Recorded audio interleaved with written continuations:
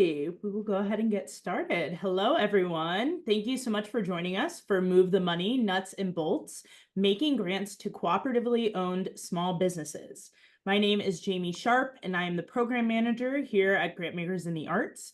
I use she, they pronouns. I am a light-skinned Black person in my 20s. I have my hair up today, and you may not be able to see, but I'm in the Halloween spirit with my Rocky Horror Picture Show earrings. GIA is headquartered on the unceded land of the Lenape and Wappinger peoples. We ask you to join in acknowledging the Lenape and Wappinger communities, their elders both past and present, as well as future generations. This acknowledgement demonstrates a commitment to beginning the process of working to dismantle the ongoing legacies of settler colonialism.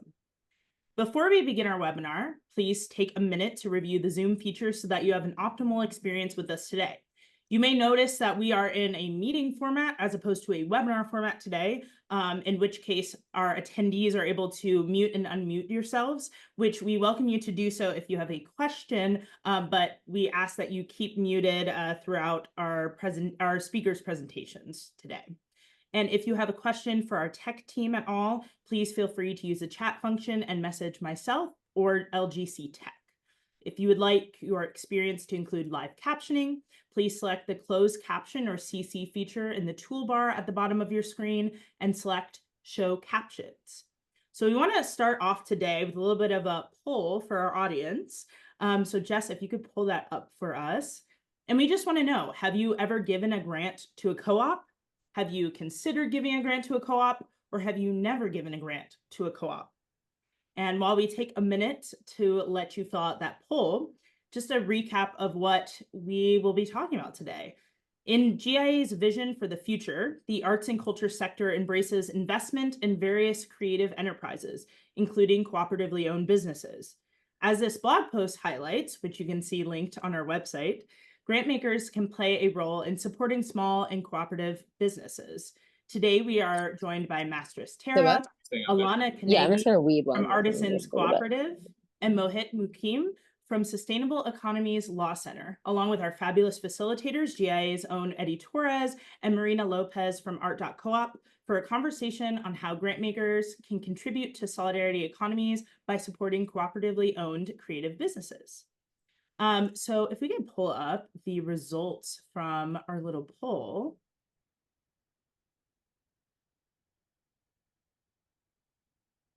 Awesome. So I'm seeing about 30% of our attendees today have given a grant to a co-op, which is awesome. 22% have considered it, and 48% have never given a grant to a co-op. So I hope that we can influence and persuade some of you today to do so in the future. And I would also love to just open up the space. We'll drop it here in the chat, but what co-ops, for those of you that have supported them, what co-ops do you support or would you like to support in the future? And with that, I will pass it along to Marina.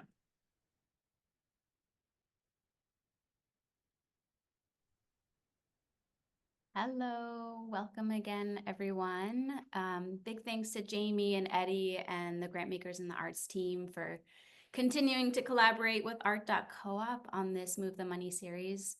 My name is Marina Lopez. I work with Art.coop, and Art.coop exists to show artists and culture bearers who are fed up with our current extractive systems that another way is not only possible, but already exists. So in 2021, just a little bit of background context about why we're here in this collaboration. Nati Linares and Caroline Woolard published a report that was commissioned by Grantmakers in the Arts called Solidarity, Not Charity, Arts and Culture Grantmaking in the Solidarity Economy. And this report, if you haven't had a chance to read it yet, really highlights examples of how artists and culture bearers are leading systems change throughout the US. Many of the people that were interviewed in this report have also joined us for this Move the Money series to share their expertise around community-led projects that really center arts and culture as they build infrastructure, things like cooperatively run housing, land-based projects, food production, creative cooperatives, and so much more. And it was from this report that Art.coop was really born. And we're now a team of 9 people just this fall, and we work for a future in which artists closest to the pain of the extractive economic exploitation know their power, and they use it to transform the system. And so part of how we do that is through spaces like this, where we get to be in conversation with folks like you about how to move resources to groups who are building this cultural economy based on things like care, cooperation, economic democracy, and community stewardship. I'm really excited about the 2 groups that we have with us today, who you'll get to learn from. One of them, Artisans Co-op, who we'll hear from in a bit, is actually a part of Art.coop's Remember the Future inaugural fellowship cohort, which we just launched this fall, which is supported by our Remember the Future fund.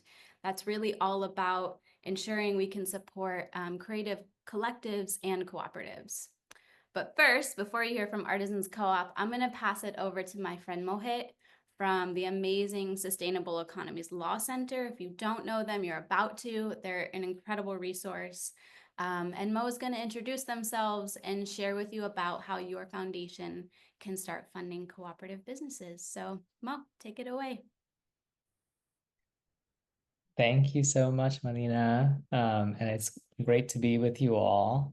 Thanks for Jamie and Eddie in the invite. So I'm coming here from the Sustainable Economies Law Center. This is just kind of a quick overview. We're not going to read this whole slide together, but we provide legal support for solidarity economy movements, for land back movements, housing justice movements. We work at the intersection of a lot of different movement spaces, and we're kind of looking to design new models for shaping our economy and shaping how we relate to each other. And I think that includes, some of the work that I'm doing on wealth redistribution is part of that economic transformation to kind of reimagine how money is supposed to move in our economy, and including in the nonprofit sector. So that's kind of the hat that I'm wearing coming into this space. I also work on housing and land justice projects at the Law Center. We're working on a banning land grabs policy project. We're working with poor and unhoused people in Oakland, where I'm calling in from on Alana land. And yeah, and so that's kind of our goal here, is to equip funders like you all. It was great to see so many people that have already funded cooperatives and are considering it, with values-aligned legal resources to move more boldly and creatively in resourcing our movements. Oh, I realized I didn't introduce myself and my pronouns. I'm Mo or Mohit. I use they, them pronouns. So a lot of this presentation draws from a kind of key resource that we created a couple of years ago called Funding Economic Democracy. It will have the kind of full details if you're kind of trying to go into the weeds and actually implement a grant like this. It'd probably be worth checking out the full presentation, but I've kind of summarized it in hopefully 15 minutes here now. So this is how funding typically moves. It's coming from individuals, public charities, let's say intermediaries, or private foundations, donor advised funds. They typically give to 501c3s. Increasingly, we're seeing folks from the funding side give to the intermediaries or fiscal sponsors that then turn it over to cooperatives. And we kind of made this presentation and alongside the Solidarity Not Charity report a couple of years ago, and we're already seeing this take place too, just as the poll showed. But yeah, we need more of this. Just as far as a quick grounding, why should we prioritize cooperatives rather than nonprofits? So as I say here, either vehicle can enable community organizing for transformation. Either vehicle can kind of enable that self-organizing for transformation and social justice. But cooperatives at their best have mutuality and power sharing and participation built into them. And in addition to equity or sustainability and other cooperative values. And nonprofits at their worst can be top-down, hierarchical, and paternalistic vehicles of charity, not solidarity. And so yeah, we think that both vehicles and both tools can be part of kind of addressing the crises of our day. So as far as the concerns of what might be stopping funders, brainstorming some were there might be legal concerns. This sounds difficult to do. It's against the kind of dominant mainstream culture in philanthropy. You know, your funder friends only fund 501c3s. I see that on foundation websites all the time. And then there's a values question too of like, aren't cooperatives for profit? Doesn't that mean that they're profit oriented? Not necessarily, but yeah, so we won't address all of these concerns today. We'll mostly focus on the legal compliance one, but I thought I'd name them. Yeah, so just getting into it, how can foundations make grants to for-profit cooperatives? The short answer is expenditure responsibility. So this is a phrase that the IRS uses. Private foundations and donor advised funds can make grants to non-501c3 organizations as long as they conduct this process called expenditure responsibility, which we'll get into. So the same rules don't apply for intermediaries and fiscal sponsors. So they don't have to do expenditure responsibility to give to non-501c3 organizations. And so why is that? So basically, yeah, I'm not going to be able to see the chat while I present, but yeah, so basically private foundations can give to intermediaries that then give to non-501c3s, like we described. And that's they're able to do that because they're public charities, basically. That's a designation that the IRS uses to basically recognize groups that have public support, like general public support, and they meet other criteria. And so they get more leeway than a private foundation controlled by, let's say, a single donor on how to best like fulfill charitable purposes.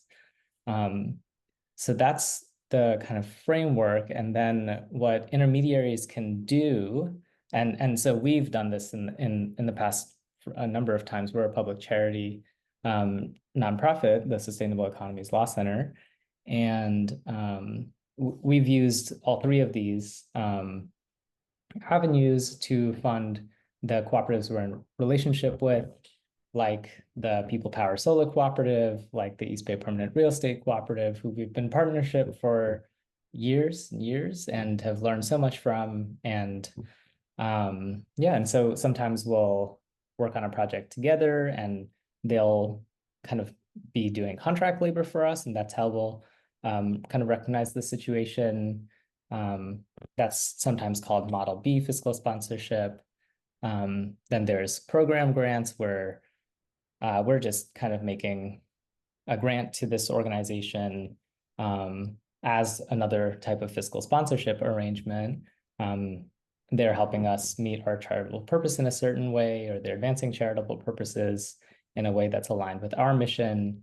And so we'll kind of recognize them as a grantee. And there are some requirements for what you need to do to kind of report on Schedule I, the Form 990 that we fill out every year, and having an agreement and a variance clause and various things like that that are in the full toolkit.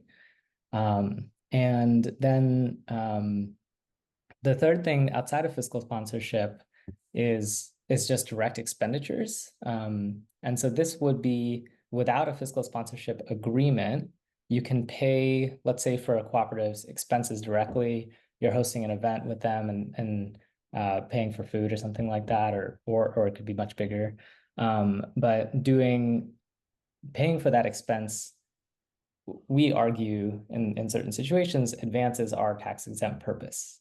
And so that's the kind of three ways, if you're a public charity and intermediary organization, to fund cooperatives.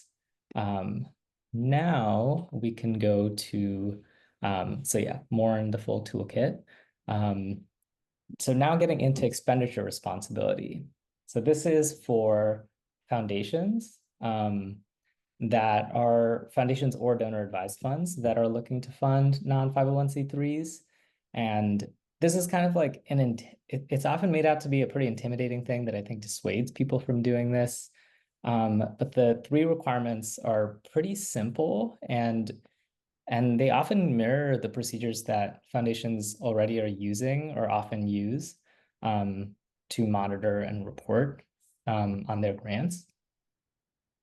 So basically, it entails 3 steps, and I'll walk through them now. The first is a pre-grant inquiry. The second is the annual reports. And the third is the kind of reports that you send to the IRS. So, yeah, so just setting the stage a little bit more, we kind of just believe that, you know, when private foundations do use the intermediaries, it is a nice workaround because there are some legal benefits to it, but it is also kind of pushing that work of complying with the IRS regulations onto the public charities. And we're just kind of encouraging funders to do that work directly themselves. And you know, you could try to reframe it as something that's exciting to do. You're like learning about how this is actually like how this work is actually part of your charitable mission, and you know, these are exciting groups that you want to fund, and the law isn't actually stopping you from giving them money directly. So the pre-grant inquiry basically involves documenting that you know this group, you've looked into them, and you've looked into their history, experience, and you're confident that their management activities and practices, you know, are reasonably likely to like advance your charitable purposes. And there's a lot of ways to kind of evaluate a group you might be considering giving funding to. And we've created a sample due diligence questionnaire that I'll walk through very briefly. But it basically splits the inquiry into 3 questions. The first is, how does the organization spread power? So this is something that we believe is very important for democratic organizations. It's something that we do at the Law Center too. We're an 18-person collective, and there's there's no executive director. We make decisions as equals, and we get paid equitably according to the cost of living. And yeah, there's many ways, circle structures, et cetera, that you can use to spread power. And that's something you can use when you're evaluating either nonprofits or cooperatives that you're looking to fund. The second is, how does the organization spread benefits or wealth or nourishment? So if it's a for-profit business, is it spreading the profits in an equitable way? Is it kind of not overly oriented towards profit generation? And are there, let's say, like caps on the highest paid employee compared to lowest, et cetera, et cetera. And then finally, how does this organization root power and wealth in the community in the long term? There are some examples for what that can look like. Okay, so now you're past the pre-grant inquiry stage, and you're looking to kind of craft a grant agreement with the cooperative. And yeah, so grant agreements can look like lots of different things. We've signed many different versions of them. think our shortest is like a paragraph, or we have some grants without any grant agreements from foundations, and then our longest are probably 40 pages or something like that. So yeah, so we encourage the grant agreement, even for expenditure responsibility, to just be minimally legally sufficient. So describe the grant purposes in general terms. The IRS doesn't need you to spell out every possible use of the funds. Yeah, so as long as they're, the co-op is repaying portions of the grant not used for charitable purposes, they're agreeing to submit annual reports and other records and things like that. And so that's the grant agreement that is required for expenditure responsibility. And then a little bit about the reports. I don't want to get too into the nitty-gritty here, but yeah, so the reports can just basically explain the use of the funds, compliance with the terms, and progress made by the grantee. So just to wrap up, I think we're about at time. And we'll have time for a Q&A right after this. And I'm excited to hear what questions you all have. More for the cooperative side. So if there are any cooperatives out there that are thinking about how to explain this to their funders, this is a slide that we've made that you can use to explain to foundations that they will need to do expenditure responsibility if they give to us, and other details. This is our kind of list of resources, including the GIA blog, and other resources that we've made. This first link is the full presentation I've been referencing. And finally, yeah, we are a grassroots nonprofit ourselves. We're looking to raise about $500,000 per year in 2025 and beyond to remain financially sustainable. And if you are, let's say, focusing on arts funding, then we would also ask you to consider contributing to our close partner. I work with them closely as well, Poor Magazine. They're a grassroots media, arts, and education nonprofit based in Oakland. Thank you all so much for your time, and excited to hear your questions. Yeah, so if folks want to drop questions in the chat that they have for Mo, or use the raise hand feature. And I also, just because I've been getting quite a few questions about this, we are recording the presentation today. So everyone will get an email early next week with the recording, as well as Mo's slides, so you can reference them at a later time.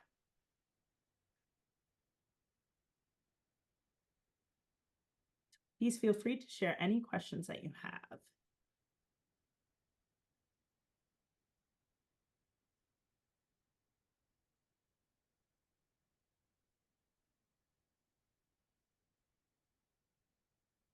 And I will uplift in the chat here, Mo, I don't know if you had a chance to see, but Maria said the Center for Economic Democracy has been researching and working with our lawyers for the past couple of years to understand, as a nonprofit, which is a public charity, how we can set up systems to provide financial assistance to for-profit small businesses and individual entrepreneurs in the solidarity economy sector in a way that is acceptable to our staff and board in terms of risk management, and in a way that has the least barriers. We've noticed very few nonprofits that aren't set up as community development cooperations carry out, parentheses, instead, agencies that make these type of grants are almost always government or quasi-governmental entities, or a large for-profit business, or a type of business trade association. We've asked around for a lot of examples of the structures we need to set up, and haven't been able to obtain this technical assistance, even though we've offered to pay for it. We do have a procurement, screen that prioritizes cooperatives in our contracting. Yeah, thank you so much for this question, Maria, and also a fan of Center for Economic Democracy. Yeah, so this slide I kind of skipped over, but I just thought I'd name 4 public charities like you, public charity nonprofits. In our toolkit, we have some of the kind of plumbing you need to like make these grants to cooperatives that we've used ourselves. So this is an example from our relationship with People Power Solo Cooperative. This is statement of charitable purpose that they're advancing our charitable purpose. And we also have a sample of grant agreement that's tailored for public charities giving grants to cooperatives, rather than the expenditure responsibility grant agreements, if we can keep those separate, and a template variance clause example of low-key monitoring. So that's, yeah, some resources we have on that.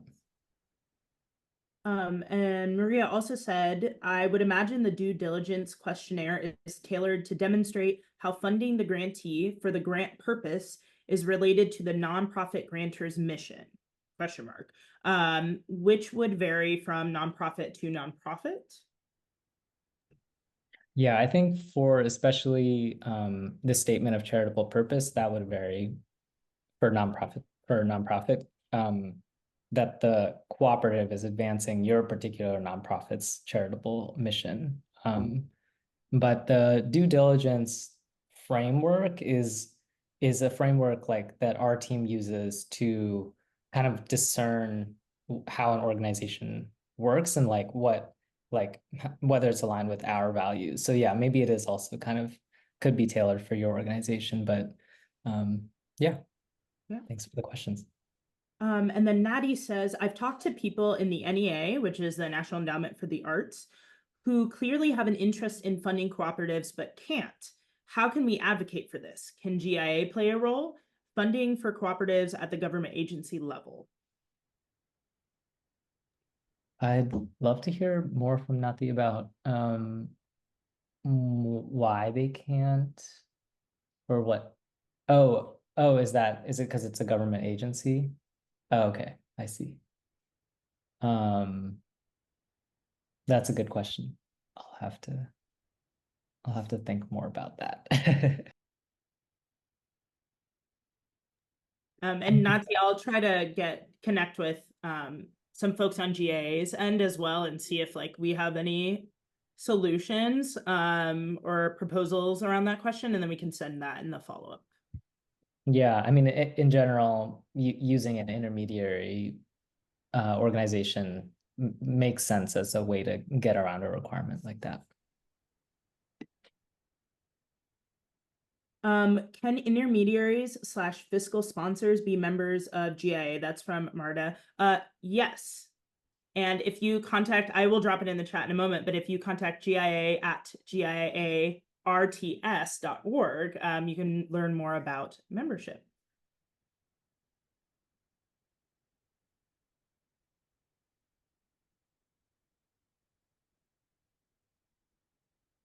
Thanks, Josh. Thank you, Eddie, for dropping that in the chat. Yes, and then Josh says NEA also doesn't fund fiscal sponsorships, so it's incredibly limited from a federal government grant-making perspective.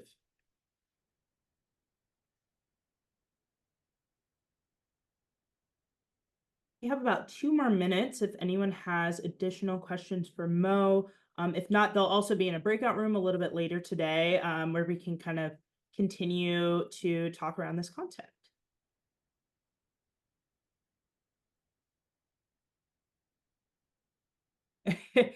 Marta says, this is a great presentation. Can we have a clone of you? And maybe have your slides too. I would love to spread them to foundations in Colorado, etc. So as I mentioned before, there will be a follow-up email to all attendees and the slides will be included there.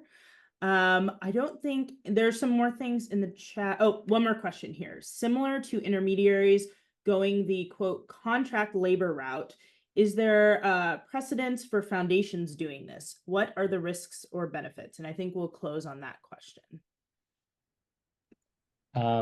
Yes, there is a precedence for foundations using the contract labor thing. Like I just advised a foundation on, they were wondering how to create a community advised fund and what that means.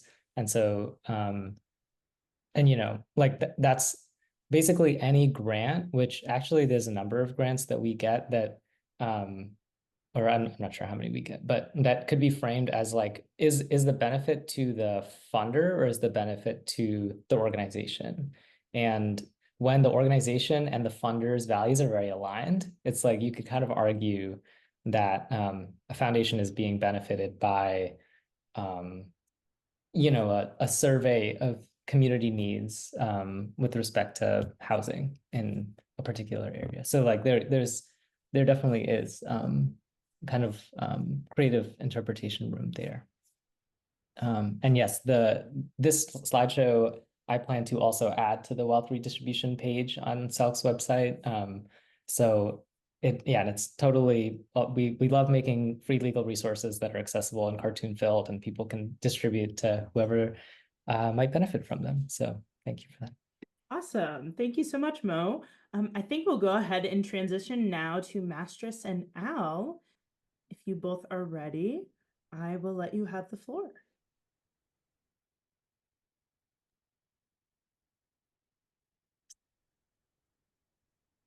Hello, everyone. Oops, here we are. Let's go back to where we start. So once again, I'm Alana, and I'm rooted in the Kalapuya ancestral lands of the Kalapuya peoples on the western side of what's now called the United States. And I'm an artisan member of Artisans Co-op. I'm here with Mastress, who is on the board of Artisans Co-op. And yeah, so many people presumably know about Etsy, right? Or have shopped on Etsy, right? And Etsy for a long time has provided this marketplace where small makers can reach a broader audience. If you shopped on Etsy recently, compared to a few years ago, you've seen a lot of changes.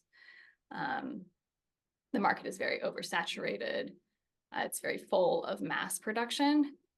And Artisans Co-op formed to try to find a different way for artisans to collaborate and help support each other and be in connection with the people who want quality products, rather than just competing in a giant marketplace.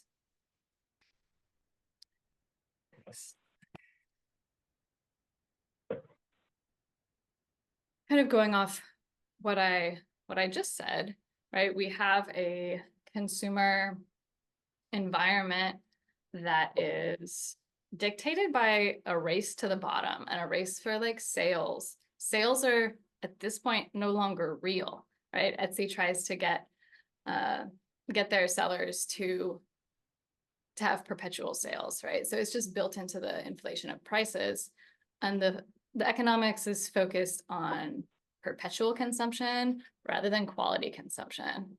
But we know that that's not what everyone wants.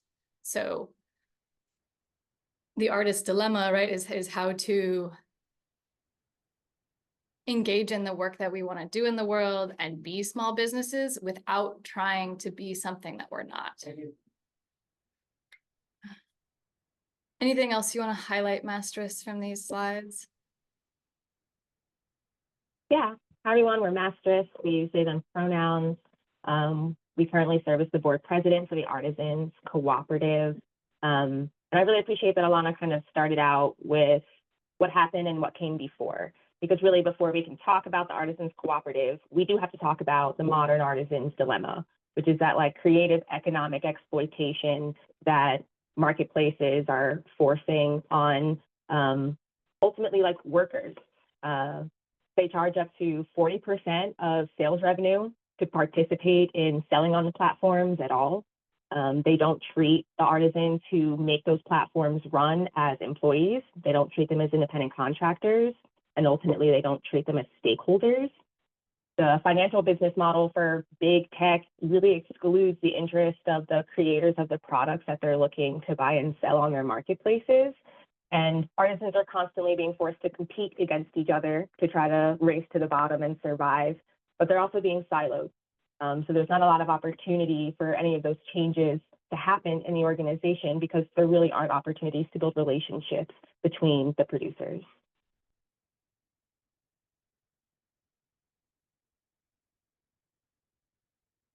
So in 2022, Etsy announced record earnings of $161 million in net profits. Then they added a 30% increase to sellers' fees. So in response, 30,000 artisan businesses unified, closed their Etsy shops, and striked. During that process, a collection of artisans who met through the strike, who were selling on Etsy, and in our case, were not selling on Etsy because of these kinds of issues and really struggling to make a business out of my work. Imagine what distributing $161 million equitably across artisans could have done for not only those artisans and their business, but for the handmade community a little bit more at large. So we envision building a better marketplace experience, one where handmade items are verified to ensure authentic artisan crafts. Decisions are staked in sustaining the economic and creative livelihood of artisans. And artisans and customers are meaningfully connected through an appreciation of handmade craftsmanship, which is really what brought us together during the strike. So we really started organizing ourselves and our supporters in 2022 to do just that. We started a small community on Discord, which is when I really got involved in the organization. And we decided that we wanted to move in the direction of a cooperative. Cooperatives are different from traditional businesses. Members collectively own the business, we control it democratically, we financially benefit from its success, and we operate under a shared set of universal principles that you can see here on the screen.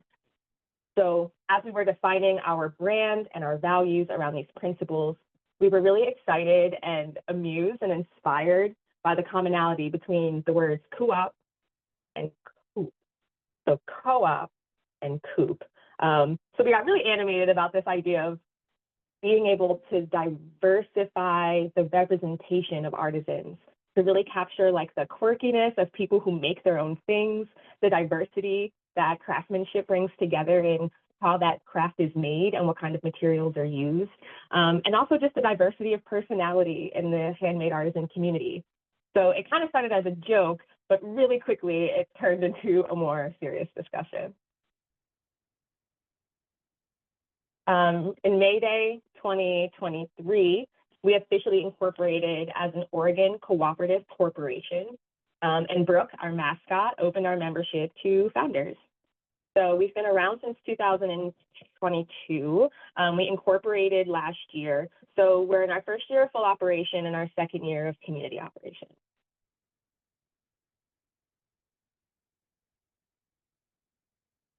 So a trinity of key policies, handmade policy, points and tiers, and ownership model really forms the foundation of our cooperative and how it operates. So all of our members have equal rights, running for or electing board of directors, accessing exclusive rights and benefits for membership buy-in, and participating in the operations of the organization. Our artisan members are people, micro businesses, or collectives that produce handmade goods for sale. Artisan membership is a $1,000 one-time buy-in and a reduction of commission fees to 8%. Supporter members are people, micro businesses, or collectives that support handmade artisanship by making purchases on the marketplace and contributing to operations behind the scene, as well as grassroots in their own local communities and internet ecosystems. Supporter membership is $100 one-time buy-in, and ultimately, we've got a really artistic supporters and we've got really supportive artisans. So there's a lot of overlap in terms of who's doing work and who's making art. And that works really fine for our multi-stakeholder ownership model, which is part of how it blends with our other policies that kind of keep us operating. So our handmade verification policy is where skilled human artisans verify the creative process and working conditions of shop owners as producing handmade goods, which is what we call authentic, original works produced with the care and the skill and the judgment of a person who at some point in the process could ruin the work. There's just something special about having a deep enough relationship to the production process that what you do matters, and you just can't drop ship the potential for happy little accidents. So rather than really rooting ourselves in like the semantics and the particulars, we really wanted to talk about the relationship that people are having to their creative process. The points and tier system unites all the contributions and all the member classes into one successful cooperative model, dividing us less and uniting us more. All contributions that members are making to the cooperative that help make it successful are equitably valued towards membership buy-in, such as buying and selling on the marketplace, grassroots advertising in your local home or on your local platforms, operational contributions, so all of our business operations are being done by our membership, as well as the handmade verifications. So at the end of the year, members are grouped into flexible tiers by the total points earned or the collective set of contributions that they've made to the organization, regardless of member class, regardless of how much of your contributions were a cash investment, and receiving dividends on profits equitable to those contributions. So we really value the relationship that people have to the cooperative. Using tiers to distribute financial benefits solved a lot of the traditional problems we encountered around figuring out equity in a multi-stakeholder model. So this really allowed for flexibility in defining tiers. It relieved a lot of economic pressure and a lot of power imbalances that came up for us when we were trying to define classes and class rights, while also really focusing on a non-hierarchical and collaborative setup.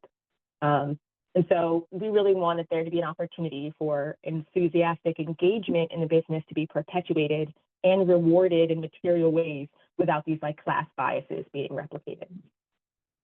So just to hop in and ground that high level view, an example from my journey with Artisans Co-op, initially I was like, my business can't do $1,000 buy-in. We want an alternative to Etsy. We want a different marketplace, but we couldn't afford $1,000 buy-in.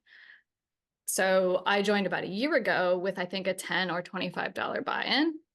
And then I have the ability, and any member has the ability to use their time as points. And it's roughly 25, or it's exactly 25 points per hour, equivalent to $25 per hour. And I have the option to put that in over the years, or over the first year. And one of the things that I do is this handmade verification process. So when somebody joins the marketplace, I get an email, you know, do you have time right now to verify the authenticity of this artisan business? And so I get a look and see their business and see who it is and see who's joining the cooperative. Fill out my form, and then someone else from the cooperative. There's always two individual humans who verify the handmade nature. Yeah, and then also we are both the artisans and this endeavor, and that's really lovely. Next slide. So I think this is me. The slides are loosely based on our website, right? And here to the right, you can see scrolling through some of our artisan members. And I think most of this has already been covered, but something I'll draw out and highlight is, so I'm an Etsy seller as well. And the fee structure on Artisans Co-op is just clear. You can see the whole thing. On Etsy, there's multiple different types of fees, and it's really hard to parse out for taxes what you actually paid and where it went. An additional benefit that I really love about Artisans Cooperative is I'm a small scale creator, right? I'm an artist. I like to tinker. I like to make things. If I have a batch of just a few items and I try to post it on Etsy and say it's something different than my shop normally sells, it will never be found in search results, right? And it will cost me money to have products available that don't sell very often. But what do I really want to do? I want to have that special thing that not very many people are looking for, but when someone is looking for it, they are so relieved that they can find it. So that's part of my vision and excitement about the co-op. The co-op also collects sales tax and helps simplify that for artisans. So if I don't want to build my own website, which is true, then I can utilize Artisans Co-op as a place that collects and sends and channels the money.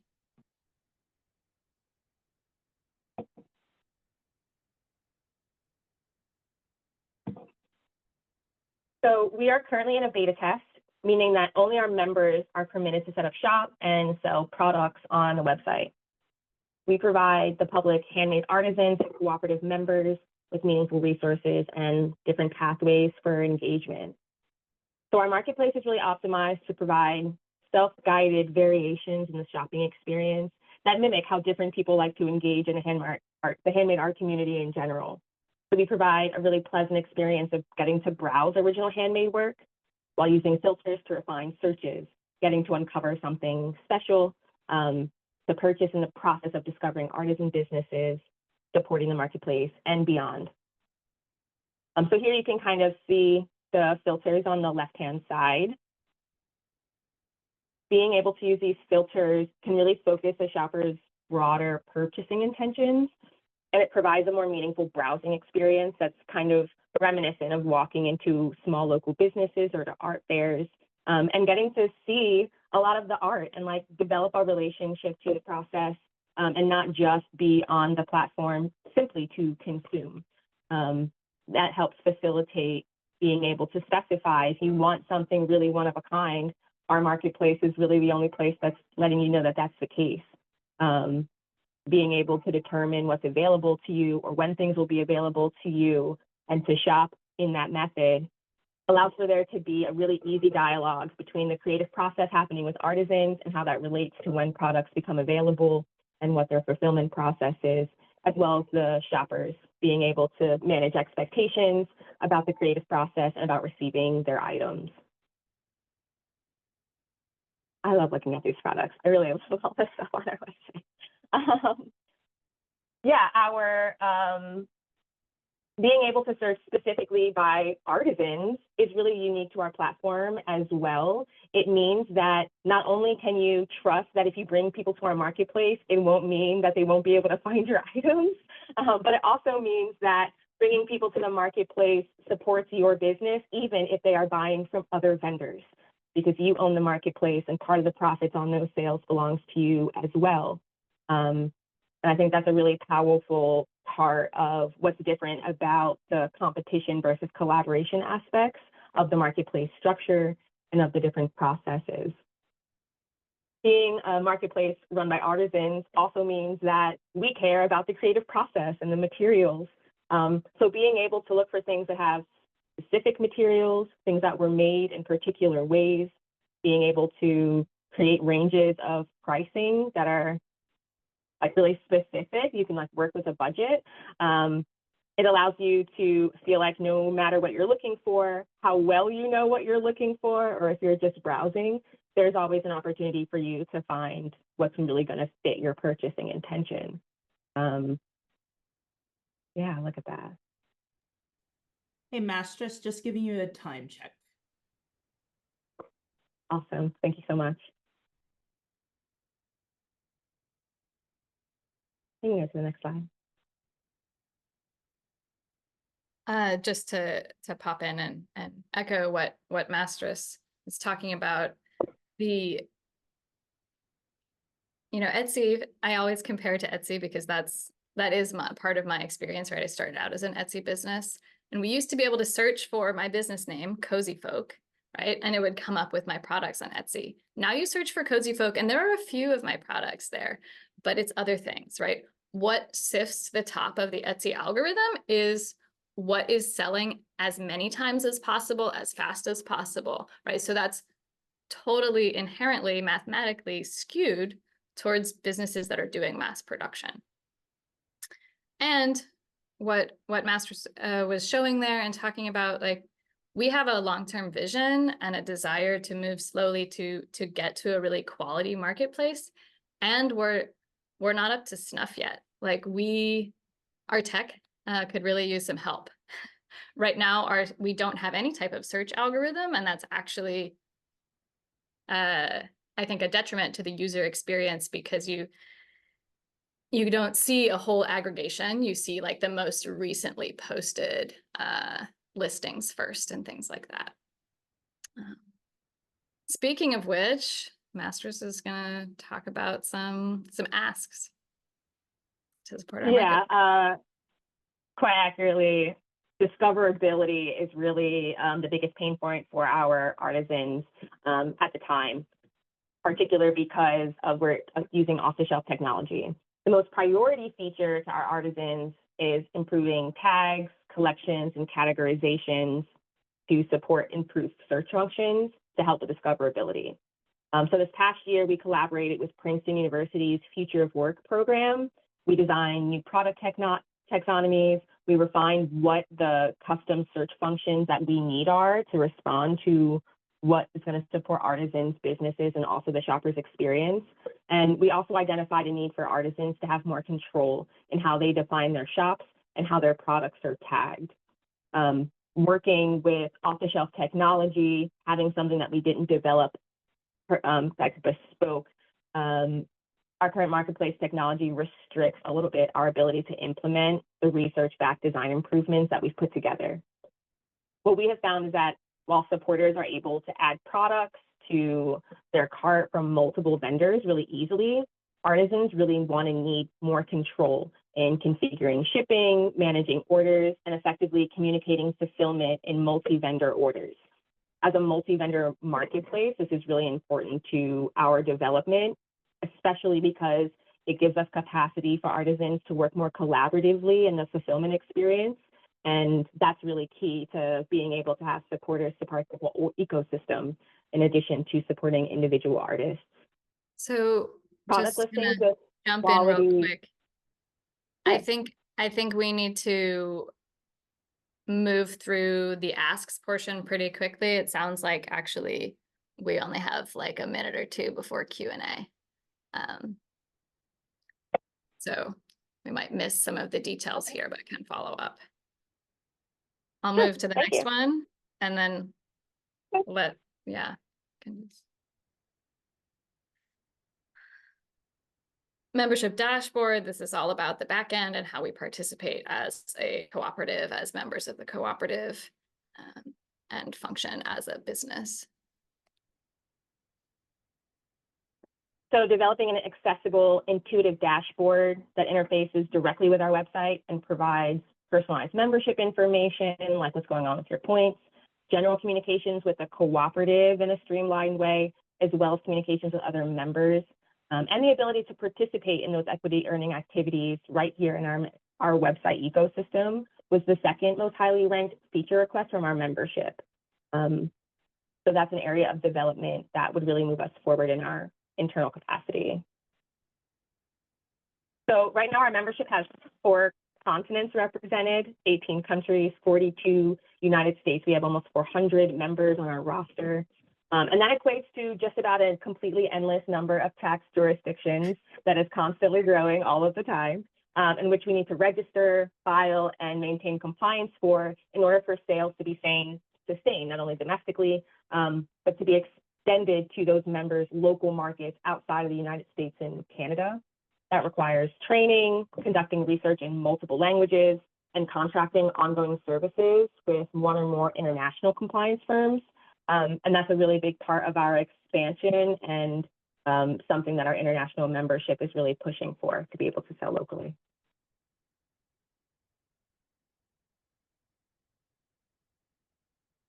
So basically all of the development projects we've just talked about, improving our marketplace technology infrastructure, giving us more control over our feature development, our membership dashboard so that our members can be more active and engaged, and being able to really engage on the sales platform. The entirety of our available market through our membership requires us to evolve our data infrastructure. So we're looking to architect a self-hosted open source infrastructure that can secure, manage, automate, and visualize our data for equity, marketplace transactions, and our general public relations. Yeah, at this point, as a artisan shop, I can't even like see a graph of all the different products I've sold and how many times I've sold them, which is lacking from my like sustainability and viability perspective of what I need to be focusing on.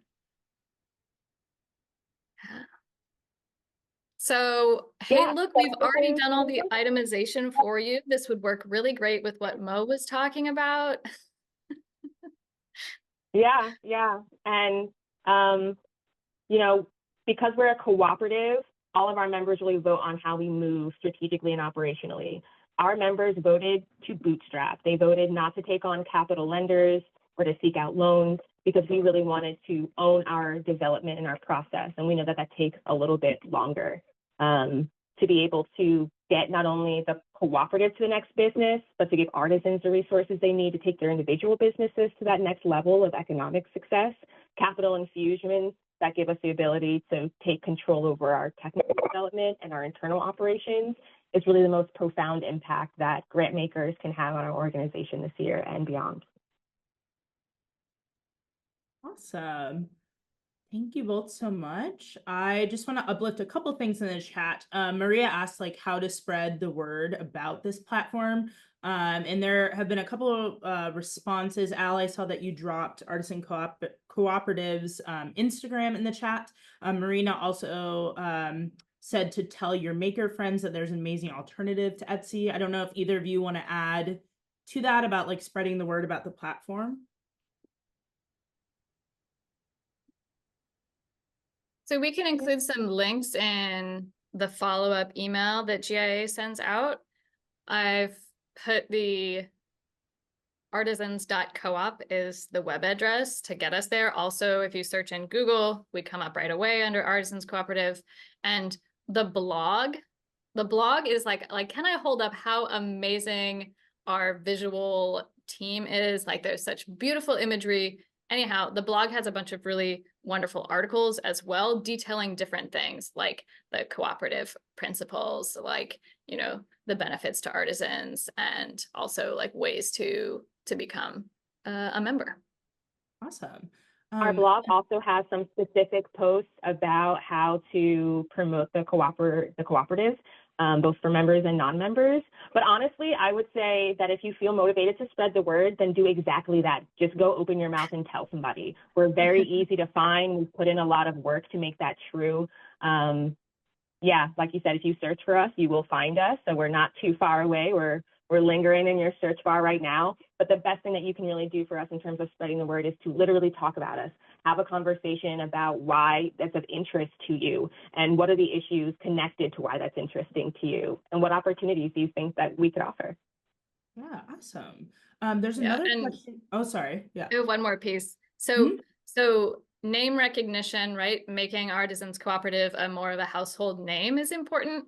And then we're also here for a culture shift, and that's going to take time, right? We're here for like quality and connection over like quantity and perpetual consumption, right? So right now, you know, I think it's important to know, especially if you're telling like an artisan friend, right? Like we're still in a beta test. We are still like tooling up our tech. We are looking for funding so that we can build that quality infrastructure. So yeah, we're not a how many multi-billion-dollar company like Etsy who can just make these fabulous interfaces, right? So the experience is a little clunky, and I think maybe people knowing that it's a choice for values and for investing in the future is helpful to gauge expectations. And I think we have time for one more. Marta asks, can only individual artists be members, or can cooperatives also be members? Cooperatives can also be members. Okay, awesome. And I think I'll give it one more moment if anyone else has a question in our remaining moments. Maria also said, kind of relevant to this, but more connected to the previous presentation by Mo and our learning journey about grant making to cooperative and small businesses. We talked to someone at start.coop who had worked for the city of New York and asked about a scholarship type of model that sounds like it corresponds to what you're calling the quote direct expenditures model. Eligible businesses could apply for a fund with their needs for particular services or items, and if approved, the fund would pay for those directly. Natty asks, do you have plans to do more influencer marketing? All these makers on TikTok. We absolutely do. And we also are really excited to watch our membership and their capacity for influencing. that's definitely an area of development for us. And like I said, all of our operations are member run. We have no paid staff. We are building all of this and operating all of this together in our day-to-day lives while also running artisan businesses, and many of us participating in our community or working traditional employment as well. So we are definitely looking to leverage some of the relationships that we have in our membership to do that and to facilitate being able to reach out to influencers. We need the data infrastructure to be able to support those processes. We need our tools and the processes that our teams are going through to be a little bit better visualized and better automated so that they can focus on like the quality human connection work and some of the less data-driven manual work. So yeah, definitely. And we'd love to talk to you about how you could support us in that if you want to reach out. Yeah, awesome. So I think we'll go ahead and transition now into our breakout rooms. So this will give attendees an opportunity to engage with our speakers in a little bit more of an intimate space. So Jess, if you could pull up the options, it's kind of choose your own adventure here. So in the first space, it'll be a bit of a general space with Marina and Eddie. I saw some really great conversation going on earlier in the chat about folks who have engaged in this type of funding. So if you want to share out with one another. I'm sorry, that is actually breakout room 3. Breakout room 1 will be if you have any more questions for Mo and the work going on at Sustainable Economies Law Center. Breakout room 2 will be with Alan Mastress if you have more questions around Artisans Cooperative. And then breakout room 3 will be our general space with Marina and Eddie. So if you just want to take a moment, I believe if you... Is it coming up, Jess? They should be able to click on breakout rooms and then.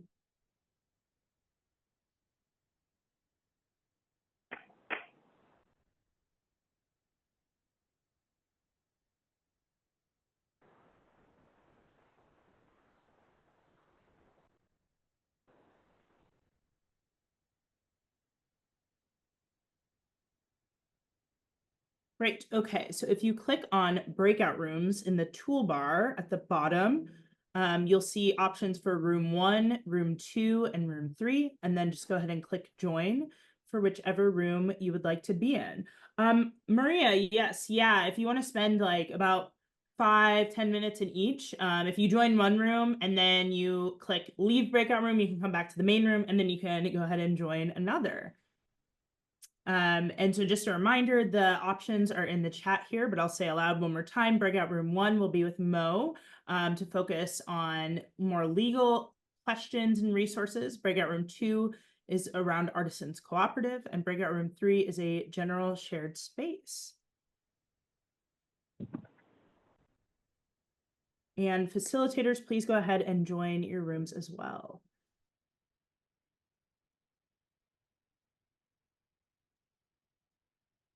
All righty. We're going to take just a minute to do a quick debrief on what happened in the breakout rooms once we get everyone back.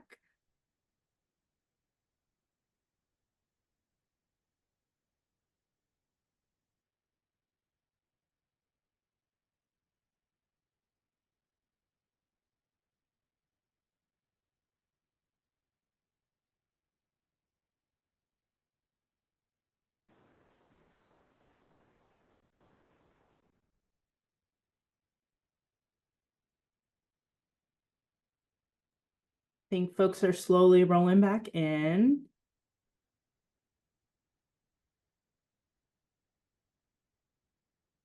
Do we want to go ahead and start? Marina, I'll pass it to you. Can you just give us kind of a quick overview of what was happening in your breakout room? Yeah, I just asked Eddie, I was like, there was a lot of very technical language. So if we could bring Eddie on to maybe share a little bit and we can bounce back and forth. But yeah, I think that Eddie will be able to speak more eloquently than I can. Sure. I mean, and feel free to weigh in. I mean, basically, you know, we were talking about, I mean, we were considering a couple of technical issues around expenditure responsibility and what the level of reporting is. And it was actually a really interesting point someone made, which was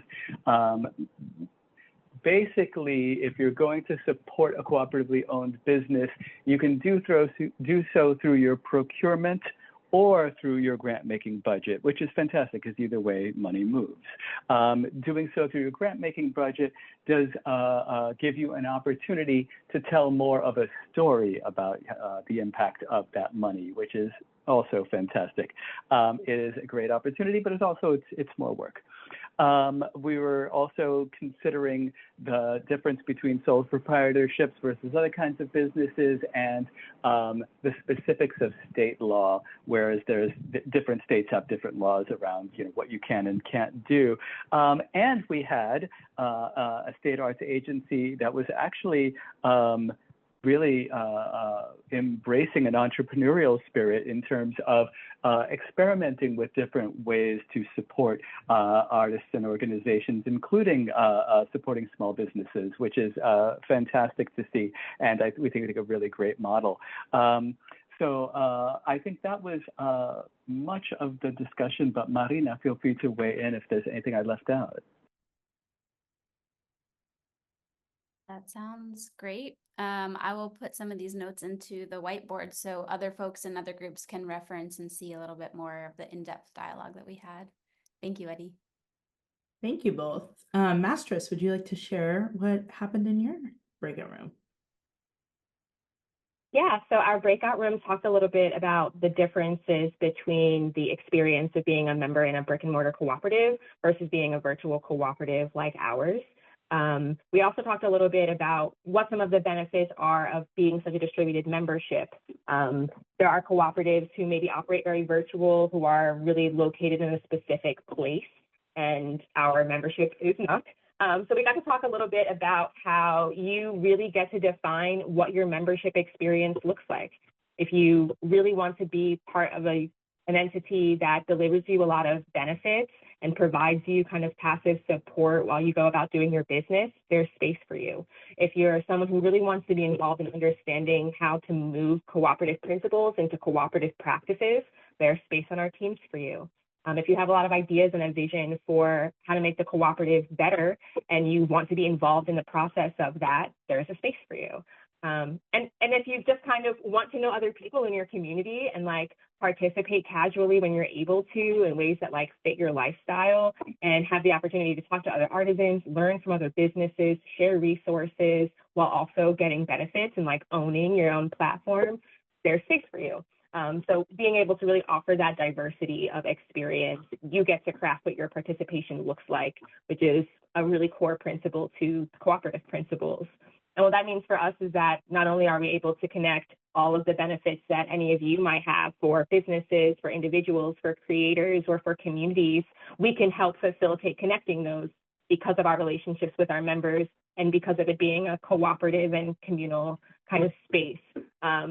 And we can also bring our membership to bear in the Solidarity ecosystem. So if there are resources that you need, if there's information that you want distributed out in a wide way, we have a community of people who are really all aimed to do that and who are aligned around a set of values that leads us to believe that we have a lot of their support in being able to move value-aligned information around. Yeah, awesome. Thank you so much. And Mo, we will close out with you.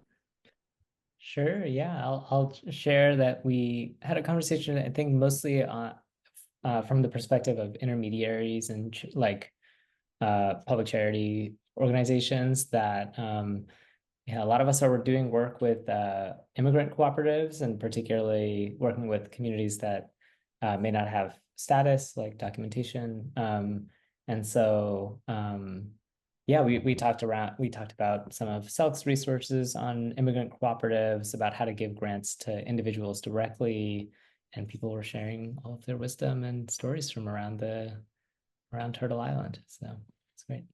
Yeah, great. Thank you so much. Well, thank you again, everyone, for joining us for today's webinar. Thank you to our speakers, Mo, Mastress, Al, and our facilitators, Marina and Eddie, and of course, Jess for all of her wonderful technical support. In closing, GIA champions cultural and economic self-determination by supporting artists and culture bearers in ways that work for them, including through small businesses and self-determined models like worker cooperatives. We hope today's discussion highlighted how Grantmakers can support small businesses and positively impact artists and culture bearers, reinforcing GIA's role as investors in culture. We encourage you to provide us with feedback today about your experience through the survey link in the chat or via the QR code that's on the screen right now. As mentioned a couple times today, but webinar registrants will also receive a follow-up email with all of the resources today. We had a ton of great links in the chat, so we'll be grabbing those as well, and a recording of today's webinar. And thank you again, and we hope that you can join us on November 14th for Redistributing Power, Intentional Spend Downs for Lasting Impact. I wish you all a wonderful day and a happy almost Halloween and happy Scorpio season.